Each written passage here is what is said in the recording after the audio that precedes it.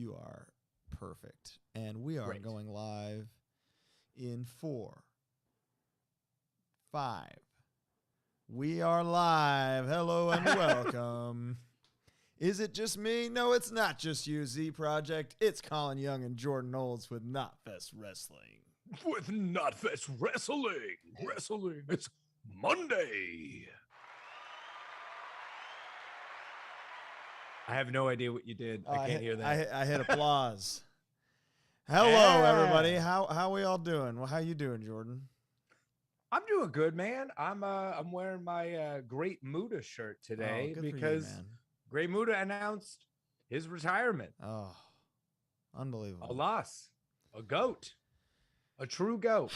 True, absolutely. And up there in the upper top 5 echelon of coolest looking wrestlers ever, for sure. I learned about him from Brodie, really, like at least his in-ring work. Like I had seen a couple of his things for WCW. But yeah, I went on a deep dive after Brodie was like, he's legit, like not just the coolest look, he is the coolest wrestler of all time. And he was right.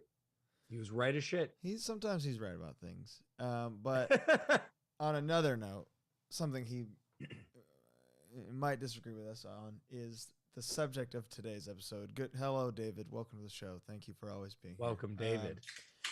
Is our top 10 best secondary wrestling champions, which, for example, I've got a couple from a couple of promotions here. It's not just Intercontinental and U.S. Yep. I've got an NWA. I've got an IWGP. I've got some TNA in there, too. Ooh, yeah, I've never watched TNA in my life, so I ain't gonna have any. So this will be interesting, and this was real. This might be the most fun I had putting a list together.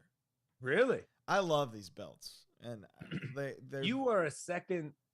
We got to say why we're doing this is because of the announcement of that gorgeous new AEW title. Oh, the AEW All Atlantic Championship, just an unbelievable. It's so beautiful. Second fiddle. Yeah, it's true. I'm truly in love with that thing. And you could make the argument like they don't need another title, but I don't.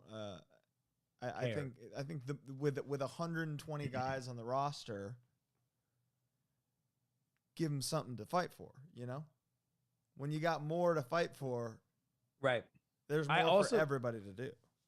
I also think the gimmick, if they stick with it, where you cannot be American and fight for that thing, unbelievable stuff. I love that. Yeah, truly. That'll be great because you can it'll force them to work with other promotions to have, like the whole reason it exists is to highlight the diverse roster that they have. I think it's a great idea. Fuck it, more belts. They got, as you said, they got a lot of people. 120 guys or something like that, man. And they got a lot of people that work since they are a company that works with other promotions, like their wrestlers can go wrestle elsewhere. Like that's just advertisement if each one of them has a little belt that says the name of AEW on it. Like exactly. It's great. Smart. And the guys in the tournament alone already is just like an insanely impressive group of guys. But again, dude, totally. That's not what we're here to talk about. That's for another some of them. Day. We are here to talk about our top 10 favorite secondary champions. Do you want to start off with your number 10? I will start off. So I'm listed at number 10. He's a guy who I'm excited to see be more of he should have been a bigger secondary champion, and I think he will be in the future. I also think he's going to win that title at the end of this. Miro is my number 10. Man, that reign was just some of the best stuff going. Maybe the best thing in wrestling while it was happening. It's why it ended way too short. Way too soon. Way too soon to a guy who respectfully should have not beat Miro. Like Yeah. you can't. I'm sorry, an Ed and Eddie side character cannot be pinned in. It just wasn't Miro. time. It wasn't time. It wasn't the time. And you know what? That's fine. This is how they learn. This is how any wrestling company learns. And yeah. You know, Miro was just magic at that time. I don't want to focus on the like what if and the what could have been, because it's just like I want to focus on the work that went into that thing. And every match was great. Mm-hmm. Every promo was better than the last one. Yep. And then when it ended, the silver lining to me seemed kind of like maybe this is a world title guy now. Yeah. You know? And even if that's not the case with the All Atlantic stuff, you know, this YouTube Knotfest show exists, and now here it is on record that Jordan Olds thinks Miro had the 10th best secondary championship reign of all time, and that should mean more than still being champion. You know? We're the real reward. This is the authority. This is the new authority here. Not Fest 100%. Wrestling. Not Fest Wrestling. So the prestige alone. Stamped. Yeah. Forever. But the what if factor that you brought up, that's why he's number 10, is because there's so much what if. Like we have a lot of dudes on this list. All of these dudes have what if attached to them because it's the secondary title. Yeah. But you know, I feel like Miro is your list isn't like guys who were never world champion, is it?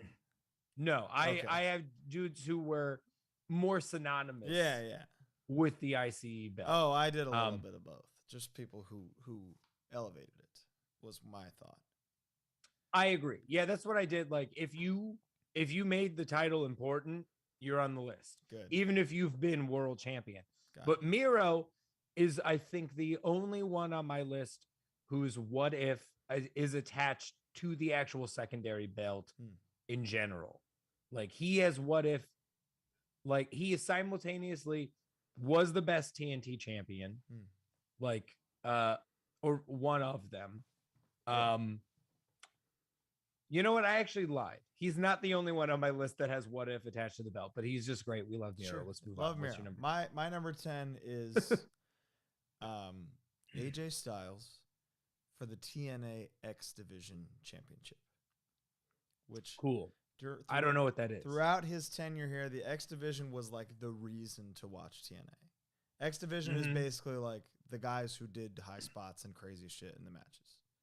Right. It's like the cruiserweights in WCW, but as I'm learning. Yes, exactly. But you'll see that like in TNA, when it wasn't Hogan and Sting fighting for the title, it was guys who were AJ's size. So it didn't necessarily mean they were smaller at like a cruiserweight champion. It was just like, you watch these X Division matches, like, look what those guys can do. It's more of like a technical, like a high, just like the ability to do X Division stuff, which eventually was kind of forgotten about. Like the guys went back and forth between it. Like people were world champion and X Division champion at the same time, which crazy. Yeah.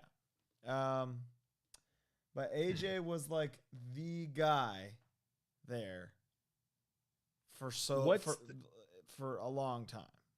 Is X Division is like, so it's just X Division.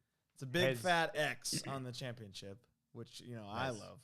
So as a straight edge man, or just a guy, love it. As a belt guy, ugly as sin. But I'm more option A than I am option B. So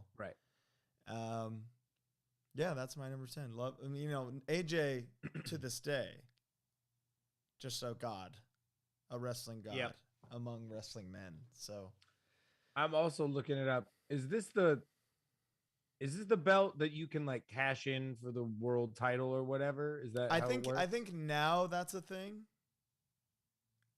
Did they steal?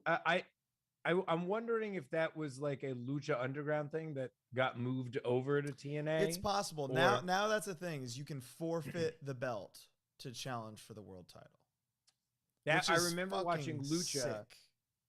What? I think that's amazing. It's amazing. I learned about it from Lucha because they have a ladder match at their WrestleMania. And like the gift to the gods thing. That dude, what a gimmick that was. So good. The 6 coins or whatever.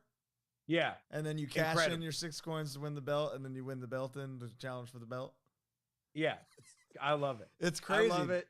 But yeah, that was their G1 essentially, was the it's like, you know, it's so funny because the way they built it out, it feels like what you have to do in a Final Fantasy game to like get the weapon or whatever. Yeah. It's like, so I empathize with the Doom, like the BFG 10,000. To get the BFG 10,000, you got to get all the like space coins. Yeah, you got to like make 2 chocobos breed together to give birth to a coin. Exactly. Put it in the yeah. And there it is. So I loved it. Project here said he would rather watch the X Division than the main event, which that's what I'm talking about here. And AJ was like AJ, Petey Williams, Christopher Daniels, like those were the guys. Like that was where you could see a Canadian destroyer for the first time, was the X Division. So that's my number 10. What's your number 9? My number 9. See, I purposely didn't put like any gift of the gods shit because I've just talked too much about Lucha Underground. But so I mean, you are the champion of Lucha Underground. You are the last I'm gonna bring guy championing for Lucha Underground. Netflix wrestling, bring it back. And you know what's so weird about that? So I worked for Big Brother when Lucha Underground was hot, and like Lucha Underground's entire production department was just the Big Brother production department. That's so funny. Like this one guy, I forget, Chris something. He's like the fucking co-EP of Big Brother. And he and I had like an hour-long conversation. I was just a PA. So it was like they were like, who's this fucking loser? But like I knew more about wrestling than like anybody who worked on the show. Right. So one time he and I had like an hour-long conversation about just how cool Pentagon was. So that was nice. But yeah, you gonna do one from the Gift of the Gods now? No, I'm not. Honorable mention, the Penta with the Gift of the Gods, cashing it in. Sick as shit. Okay. Fucking rocked. Number 9. All right. My number 9 is a tie. It's the first ever tie in one of these lists. Breaking news here, folks. Breaking news. First tie. Yeah. I'm doing a tie between Tetsuya Naito and Kota Ibushi for the IWGP Intercontinental Championship because both dudes move on from this, but these guys, I feel like in 2017 traded this belt every other month with a fuck my neck match. Just dudes doing everything they can to not move their heads for the rest of their lives in the name of this fucking belt. You know what's interesting? Can I give a rebuttal? Yeah. When you think of this era, do you think of Kota or do you think of Naito? I think of both. That's the problem. I think of Naito, and I think his reverse psychology with this belt of fuck this thing, I'm going to do whatever I want, I'm going to destroy it, made it so important. I agree. I think it was more, that's the thing is he also does it with the heavyweight belt, but it doesn't mean as much. But it does. But this was first, and it was like you got to see what you got to tune in and see what Naito's doing with the Intercontinental belt. I agree. He was shitting on it, and therefore you wanted a guy to take it from him. I think I might be biased because we were both at Madison Square Garden when Kota beat him for the belt, and it felt incredible.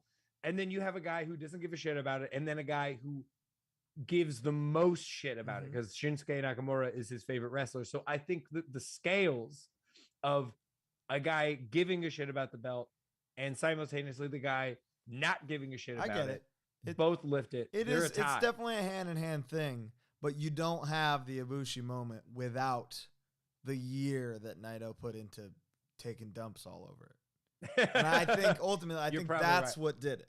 But that's just I agree.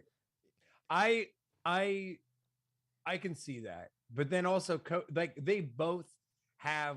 Let me ask you this: do you remember Coda's reign as champion? He had like 6 of them. After that one, he like got injured immediately. It's just not a thing that comes to mind. But I think Naito, I think him dragging the IC belt. At this time, I would say, but then also Coda has years attached to this belt. Like even like WrestleMania or Wrestle Kingdom, like 7 to 9, he's fighting for this thing. Yeah, he's been champion, but none of those touched what Naito did. That's my rebuttal. That's fair. That's the penny that I'm giving you for your thoughts. I feel like if you don't have a Coda, him not giving a shit about it doesn't mean as much. That ain't how it works. So that's why they're tied. No. Me. Yeah, I see you. You're crazy, but I hear you. And I do love Naito with this belt, but they're both tied. They're my beautiful boys, and they're tied. Say no more. You're my number 1. What's your 9? My number 9 is Lex Luger, WCW United States Champion / NWA United States Champion. But all right, you got to give it to Lex with 5 reigns, 1,000 days combined. Jesus, you can't deny what Lex did for the U.S. title. It was like the NWA U.S. title was called the Lex U.S. Like it was synonymous. The Lex with U.S. Yes. It was like, oh, that's the Lex U.S. Like in the belt community, it's like, that's the Lex U.S. title. Okay. In the belt community. In the belt community. The belt community. Yeah, in the belt. You can't deny his reign here. Right. He wasn't, whenever he was positioned to be the top guy, it was like kind of rejected everywhere he went. But like he rocked the fuck out of this thing. Yeah, like 5 different times, almost 1,000 days combined. You got to give the man his flowers. Yep. Thank you, Lex. You're number 9. I get it. I don't know. I've never seen him. I have seen Lex for the first time in the puffy shirt from Seinfeld, and that's all I know so far. We'll see what happens. We'll get there. You're going to be a big fan real soon. All right. Should I do my number 8? Hit me with excited to climb aboard the Lex Express. Let's do. All right, number 8. I'm giving it to Roddy Piper. Great pick. Roddy Piper, mostly because secondary belts. That's all he had. This was a, I didn't think about, I didn't even factor that in when I'm doing mine. I'm just looking at like objective favorite reigns. But you got to give Roddy something here as like the guy to never win the world title. Totally. It's him and Razor. That they're the two, Yep. But there isn't, their moments with the belt are so iconic, even if they're not the most like Roddy he didn't win the world title, but he's also like he's only had secondary belts, but you can argue that he didn't need them, but just because of his star power and the matches he had with them, WrestleMania, what is it, 6 or whatever, 8, WrestleMania 8 with Bret Hart, it's fucking unbelievable. Yeah, like agreed. He's like he's the shit. I love Roddy Piper. This is the belt that he's attached to, So he's only number 8 because there are stronger reigns, folks, but you're stronger reigns. You're giving the man his flowers that he deserves. I get totally. It. That's half the battle here. It's just saying, hey, great job at what you did. My number 8, I have a feeling is like you're like 1, 2, or 3. Okay, I'm just gonna say, The Miz, WWE Intercontinental. Let's talk about that in a little bit. Okay, we'll save it. What's your number 8? My number 7. 7. Sorry. Is it's the second and last TNT champion I'm putting on here. I'm putting Brodie Lee on here. It's very because special. Dude, he's another guy like he's gonna have the best TNT title win of all time. The Cody squash fucking rocked ass. It was so good. It's like that belt has to exist forever because of that. You know? Because of that ass whooping win. And like just the beauty of that moment now of like even like Cody as a friend and a worker giving that to him of like, hey, kill me, don't hook my leg, like absolutely demolish me, you know? Yep. Is like, that was a very generous thing for him to do. Yep. And that was totally. that wasn't just a championship win. It was like it was vindication for Brodie as a performer, as a wrestler, as a character of like, that was Luke Harper, Brodie Lee, John Huber as an entity getting his moment that he finally deserved. 100%. And it was over way too quickly. It's a what could have been. But he also, like Miro, crushing performances. He was so good with this belt. He cut incredible promos. He's he's a guy, if he ran with it, if he had more time with the belt, he would be further up on the list, surely. But yeah, it's that is one of, like, in hindsight now, especially one of the most special and like important secondary championship reigns, considering his life was taken so tragically and early. Yep. Yeah, it's an unforgettable. It is now comprised of several unforgettable moments that will live with that championship forever. You can't get rid of it ever now. It's that ever. That's Brodie's belt. So rest in peace. Yep. Amazing pick, amazing reign. My number 7, Chris Jericho, WWE Intercontinental Champion. That is my number 6. Let's talk. Go most reigns? He has most IC reigns. It's like that just means you're sick. You're reliable, and they can go, oh, we need something for this, put it on the best guy for it.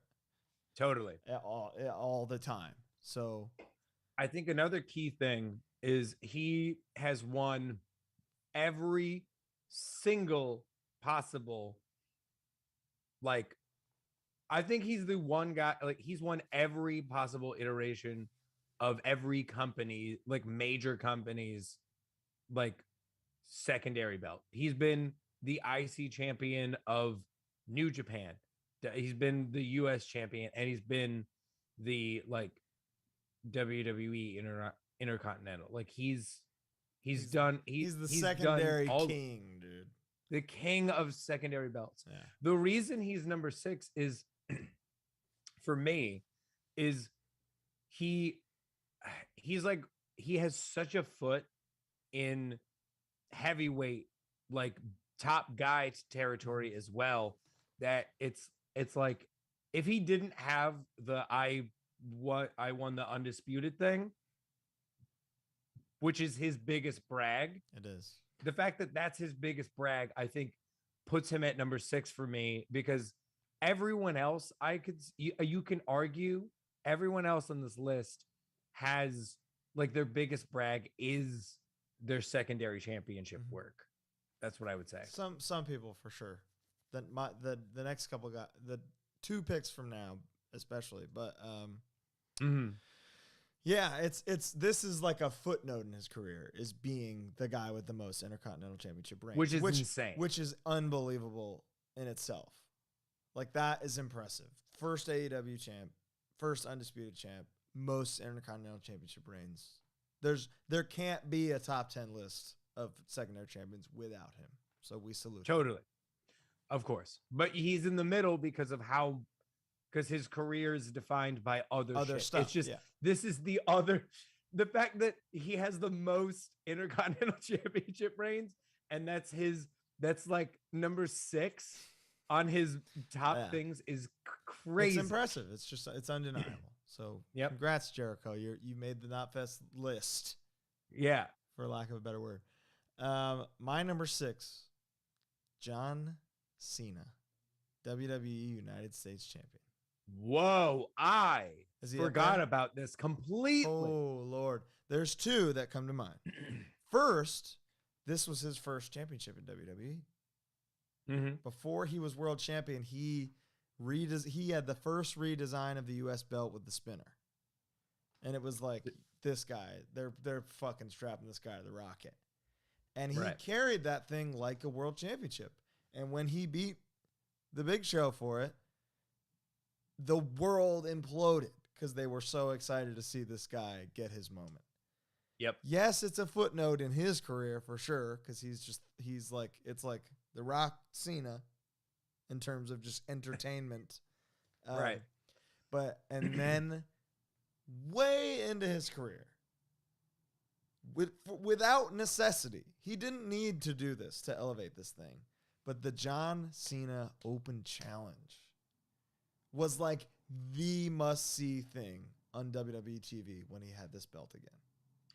It made Kevin Owens. It made Kevin Owens. It made Sami Zayn briefly. If he didn't, he tore his shoulder in the entrance and still had a fucking banger. Sammy. I would love to put Sammy on this list, but they haven't let him kick enough ass. It'll happen. He'll get his flowers. It will happen. I will hand deliver him flowers if needed. We from 1-800-Flowers.com. Yes. Coming at Sammy. Exactly. Edible arrangement and flowers. He's an honorary mention on my list for the reign he hasn't had yet. We'll do that. I wish that the ladder match where he won by handcuffing a guy was in front of people, because it would have been like a fucking killer moment. And I want him to have a guy who's not on my list because I hated the reign while it was happening is Jon Moxley for the WWE U.S. It was so fucking long, but I should give him some. It's like the longest reign of the modern era or something. He defended it 3 times. I know. He never defended. But he was just they there. They did not give a fuck. They forgot he had it. It was decorative. That is like awesome. A D value. The dude is wearing it and they forgot about it. That's true. It's in front of their faces. It devalues it. He brought it down. A guy who I think has done, my number 5 is a guy who has done more for the U.S. or for the Intercontinental Championship than anyone in maybe 2 decades or whatever. It's The Miz. Okay. Miz is number 5. Miz in the world, dude, he might be, if we're talking people to make people making a belt feel important, this dude, he's number 1 in that regard. This belt was dog shit until The Miz got a hold of it. I feel like no one gave a fuck about it until The Miz started kicking ass. And his defense of him being the Intercontinental Champion in the promo for Bryan it makes his entire career, and it makes the belt again. For sure. They have it seems like the company has done everything they can to diffuse that promo and everything, all the value, especially with Bryan gone now. They're not gonna ever bring it up again. Never. But dude, Miz justifying his entire wrestling career not being that exciting, and him being the secondary champion in 45 seconds is one of the most unbelievable things I've ever seen. It is a easy top 10 promo of all time. It's unbelievable stuff. And the thing is, after this, the dude has bangers. He just, every pay-per-view. I had to watch every pay-per-view for WWE. That was the thing, is that this was in the era where Brock was champion and never there. Fucking there. So Miz was the champion essentially with this champion. Belt. So yeah, you got that's big. Him wrestling Finn Balor and Seth Rollins every other pay-per-view. All those matches were fire. and no one will ever think about them because everything else on those pay-per-views is dog shit. Yeah. But if you carve out just like the Miz versus whoever match, it fucking rocks.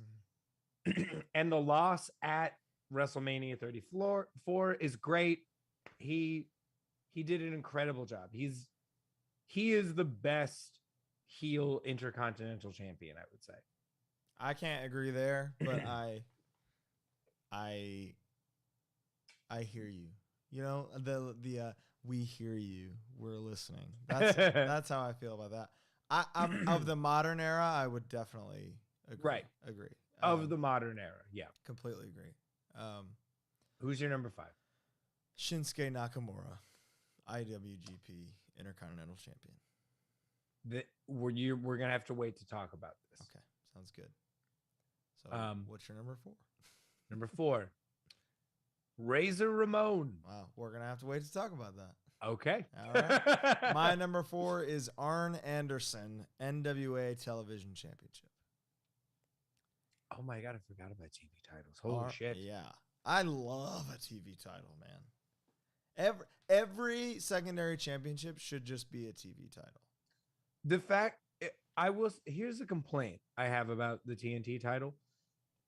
The point of it, it's named after a TV station. You should defend it every television broadcast. That's the whole point of a TV title. I agree. And they're treating it a little bit differently. That's why it's not called a TV title, even though it's named after the network. Is like they're giving it the prestige by not having it on every week, but also they're doing it when they can. So I get that. But yeah, I get it. I'd love to see it more. But man, a title that's like, okay, to hold this, for you to hold this means you have to be the working guy who defends this thing every week. Is such a basic, brilliant thing. I love it. And Arn was the GOAT to ever do it. Really? He was never world champion, you know? Right. This was him. So he was standing next to Ric Flair while Ric Flair was saying his crazy shit, holding this thing, folded up so prestigiously. Yeah. So this was Arn's belt, and he elevated it beyond anyone. That fucking rocks. Yes. Good for you, Arn. Good for you. I love Arn. Arn is like, he's like the Willem Dafoe of wrestling. Like he just has looked he's looked 45 years old his entire life. Whole life. Even right now, he still he could 40, be he set. Looks 40. If you were like, I'm 43, I'd be like, I know. He looks like a hard 43, but he could be 43. Yeah, for sure. I'm glad he had that. I didn't know anything. I've never watched NWA on television, so I didn't know about this. Yeah. He was the GOAT. Russ is bringing up the RVD ECW TV title. That is my one actual honorable mention. Yeah? Yes. So thanks for spoiling that, Russ. The RVD ECW Television Championship. We spoiled mine too. Whatever. Okay. What's your number 3? Number 3, Bret Hart. My number 3 is Bret Hart. Intercontinental champion. My guy. Yep. Look at this. Sometimes we agree. Sometimes we gotta agree. But why Bret Hart?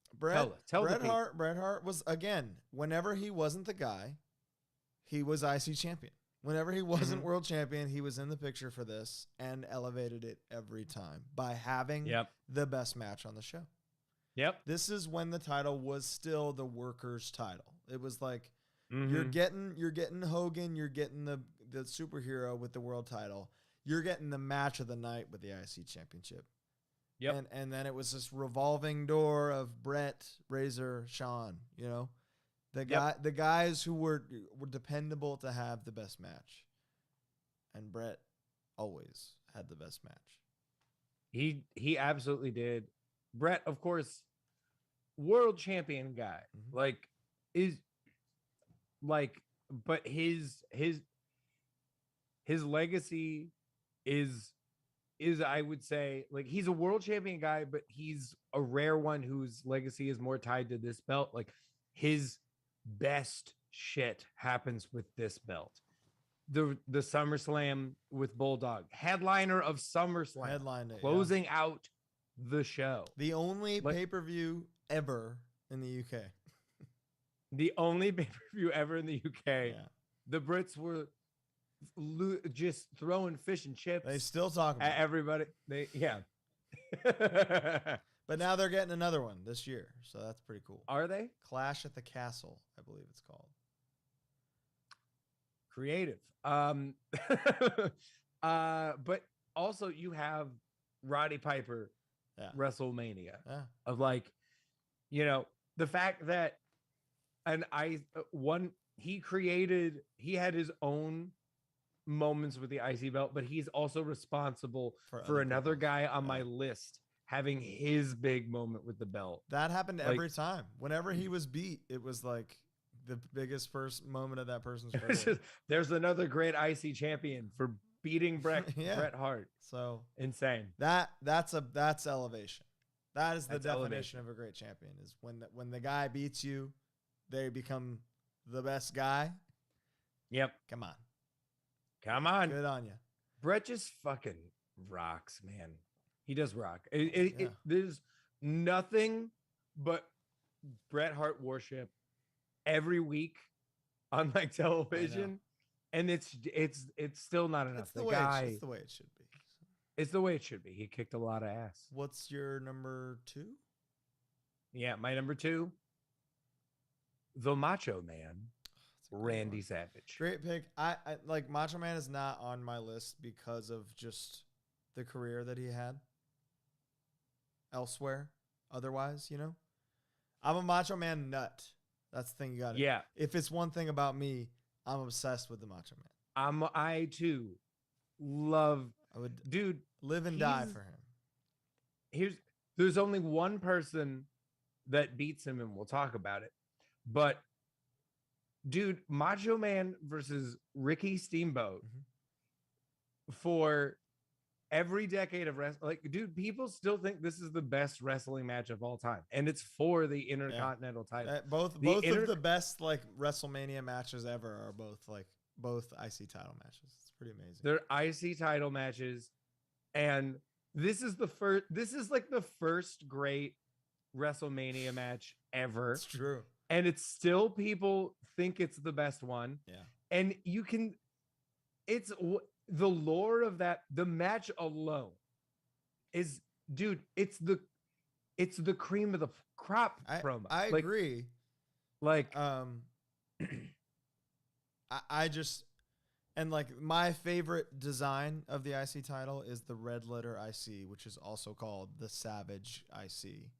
Yep. So it's like the most, to me, iconic the belt ever looked was like only held by Randy Savage. Right. This is just one. This is like the one time where I think the career outweighs the IC title in such a way. Like the reign was iconic, but it was preceded and all that by better reigns.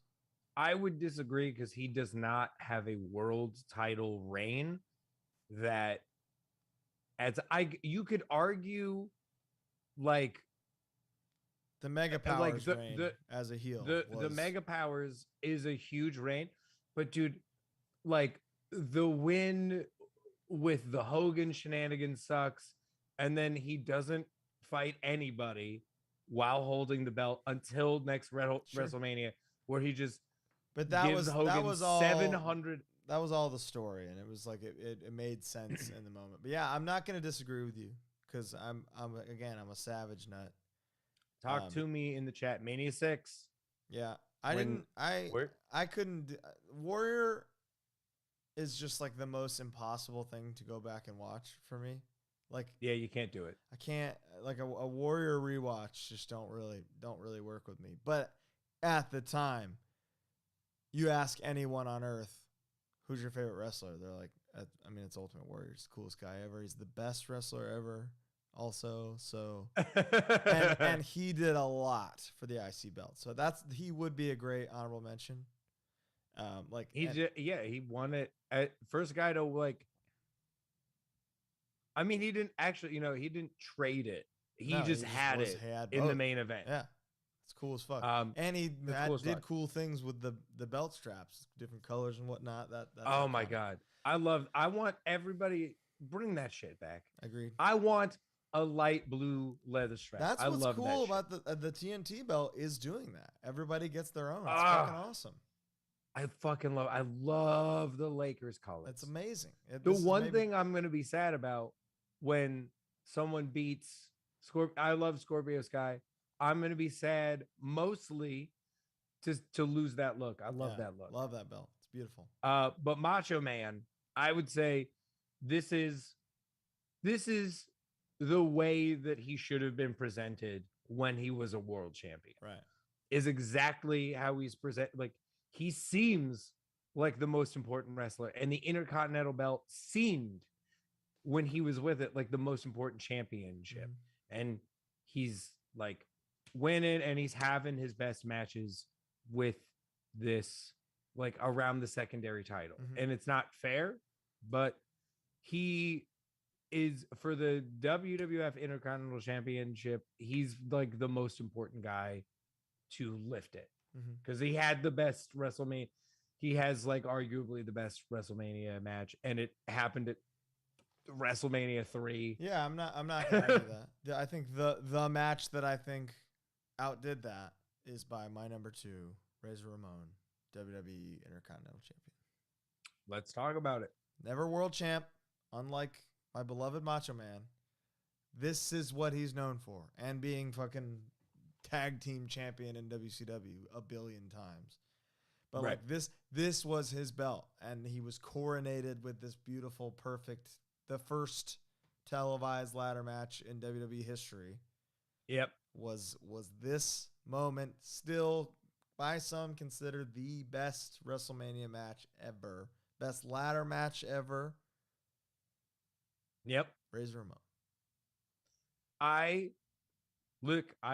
agree. He's number 4 for me. You know, like this win is so fucking huge. Yeah. This, the only reason that I put Bret Hart and Macho Man above him is like the work that precedes this win. Like, is that, like, it isn't as big as the workload of the Macho Man or Bret Hart, but but this is probably the biggest win of the Intercontinental Championship at a wrestler on a big stage. Right. And it is the only time since WrestleMania 3 that the belt feels that important. Yeah. Like that it feels like an actual contender to the world title. Like, you know, the guy can elevate the belt can elevate the guy. The win can elevate the belt. And forever, this ladder match, this win, like just the importance of that, the spectacle and the moment of that win. Yep. Gave something to the belt forever. Totally. And that's my reasoning here. And it like Razor Ramon, as a guy, you can argue, change wrestling forever. Absolutely. This win, it's interesting because we're talking Razor Ramon and Macho Man. Macho Man loses the belt at WrestleMania, and then like Ricky Steamboat fucks off and drops it. Like, we're talking about guy. It's interesting that like you have a guy winning like the biggest win of the belt, and then it's also the biggest loss of the belt. Yeah. And I think it's just a very interesting dynamic. Those are the things that make it. That's wrestling, baby. Yeah. That's the beauty of it. People want that. People recreate the moment of Razor Ramon winning. Like Zack Ryder. Yeah, he wanted that. Dedicate, like literally doing the IC belt, like Daniel Bryan also at a Mania. But every guy losing the belt also, like when they're going in to lose the belt at WrestleMania, they're thinking about Macho Man. Sure. They're thinking about like how can I like go out making this guy looking incredible It's and true. people Absolutely. think about me. It's all a tribute to him. Yep. And Razor Ramon. So. And Razor Ramon. What's your number one? My number one is Shinsuke Nakamura. Ah, very good. Very good. Because I feel like there's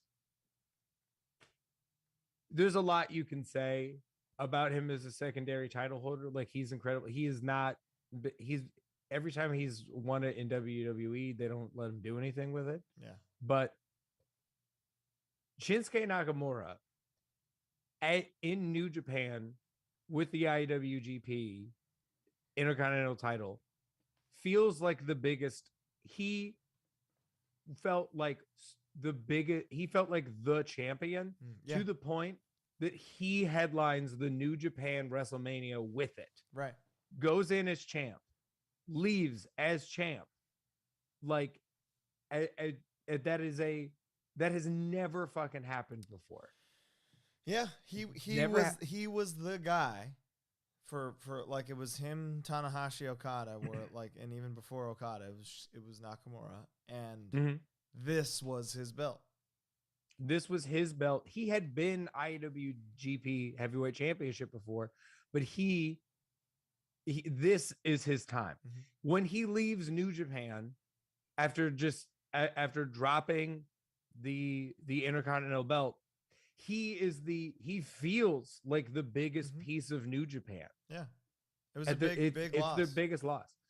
Because they're in a time, they're also in a time where they are trying to replace Tanahashi with Okada, and Okada is not sticking at the time.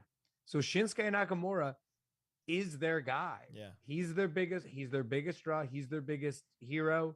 And he did it all with the Intercontinental title. It's true. And I think that because of that stat, he's like, if you have the secondary belt, but you're the fucking guy. The guy, yeah. I'm not going to argue that at all. And I think in the scope of New Japan, easy. Yeah. Easy pick. Yeah. But I'm looking at wrestling as a whole. That's why, I mean, in For the scope sure. of New Japan, it's not even close. You know, the title's gone, so it will never be close. No, it's gone, which is dumb, but whatever. What can you do? What can you do?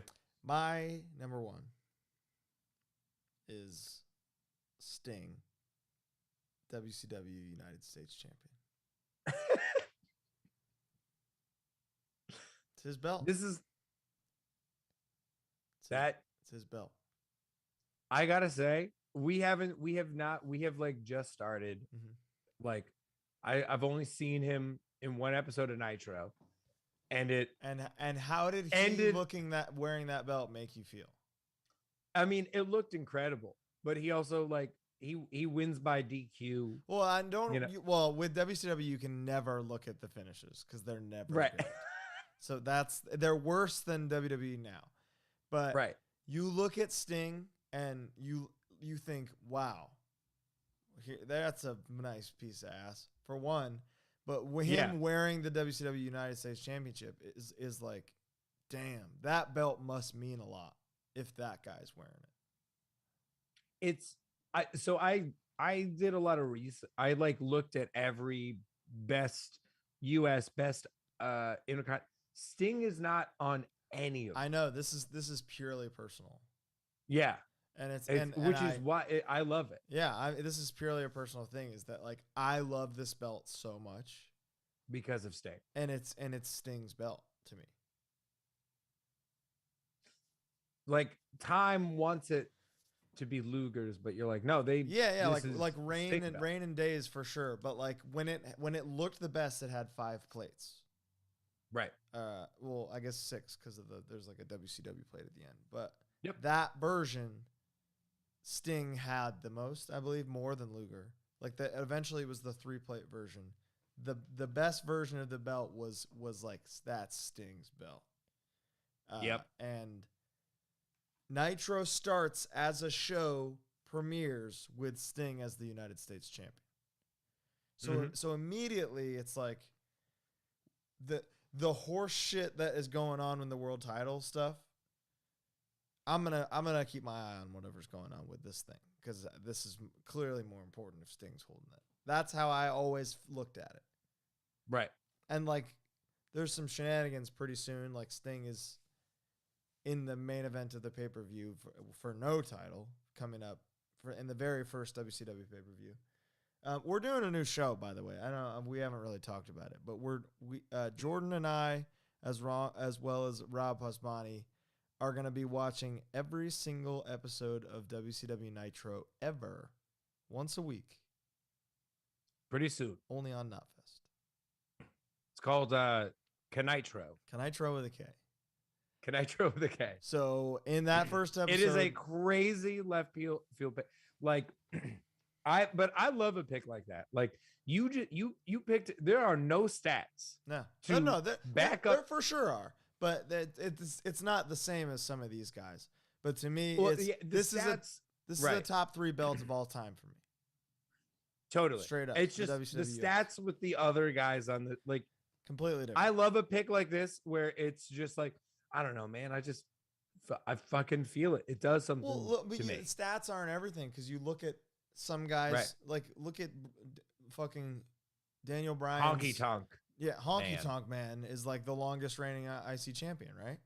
Yeah, and who cares? Who fucking cares? And Daniel Bryan, think about his world title win before he injured himself.